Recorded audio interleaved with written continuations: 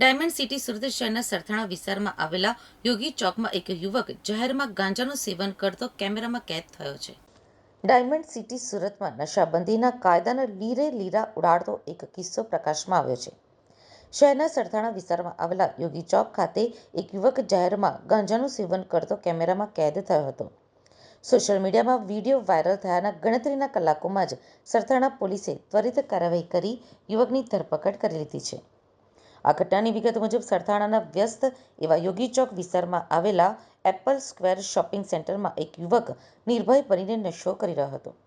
આ યુવક ખુલ્લે આમ રોલિંગ પેપરમાં ગાંજો ભરી રહ્યો હતો અને ત્યારબાદ ત્યાં જ તેનું સેવન પણ કર્યું હતું. આ દ્રશ્યો ત્યાં હાજર કોઈ વ્યક્તિએ પોતાના મોબાઈલમાં કેદ કરી લીધા હતા.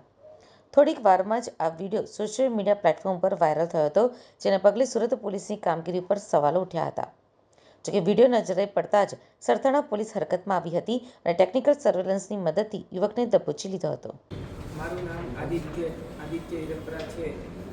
વિડીયો વાયરલ થયેલો હતો ગાંજાના સેવનનો, જે યોગી ચોક વિસ્તારનો હતો. હું પટેલ રેલવે સ્ટેશન પટરી પરથી લાવ્યો હતો અને તેનું સેવન કર્યું હતું. પણ હું તમારા બધાથી માફી માંગુ છું અને આ વિડીયોના લીધે જે પણ પોલીસ કર્મચારીઓથી કાર્યવાહી ઇલીગલ એક્શન મારા પર લેવાઈ ગઈ છે અને હવેથી આવું નહીં કરું એ હું તમને ખાતરી આપું છું.